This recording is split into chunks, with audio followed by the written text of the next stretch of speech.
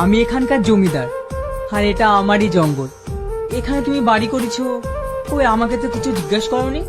আমরা খুব গরিব মানুষ, জায়গা কেনার সামর্থ্য আমাদের নেই, তাই আপনার জায়গায় আমরা ছোট্ট করে ঘর করে আছি। না না, চলে যাওয়ার কথা তো আমি বলিনি।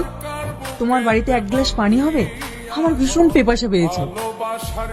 রামিসা, এক গ্লাস পানি নিয়ে আয় তো মা। এই বাবু দাঁড়াও। হ্যাঁ, কিছু বলবেন? হ্যাঁ, তোমার এই গলের লকেটটা তুমি কোথায় পেলে? এটা আমি পড়ে পেয়েছি বাবু। মিথ্যা কথা বলছো, সত্যি করে বলে এটা কোথায় পেয়েছো? বাবু, শুধু এই লকেটটা না, আমি এই ছেলেটাকেও কুড়ে পেয়েছি। তার মানে এটা তো আমার ছেলে। আপনার ছেলে মানে? তাহলে ওই জঙ্গলে কিভাবে এলো? একদিন আমি বাড়িতে রাত্রিবেলা শুয়ে আছি, তুমি বাবুকে নিয়ে এই জঙ্গলের রাস্তা দিয়ে পালিয়ে যাও, নাহলে ওরা আমাদেরকে শেষ করে দেবে।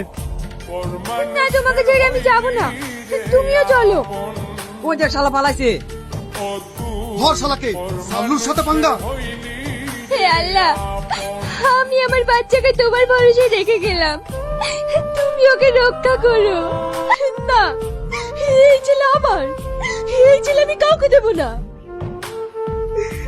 মা, তোমাকে ছেড়ে আমি কোথাও যাবো না। আপনি যদি কিছু মনে না করেন, তাহলে আমি আপনার মেয়েকে বিয়ে করতে চাই। এ আপনি কি বলছেন? আমি ঠিকই বলছি। আমি জানবে এটা আমার হারানো স্ত্রী, আর রাহাত জানবে ওটা ওর মা। তুই কি বলছিস? তুমি যে ভালো বোঝো তাই করো, আমার কোনো আপত্তি নেই। তাহলে কি আমার আর কোনো আপত্তি থাকতে পারে? আপনি কোথায় যাচ্ছেন? আজ থেকে আপনি আমাদের সঙ্গেই থাকবেন।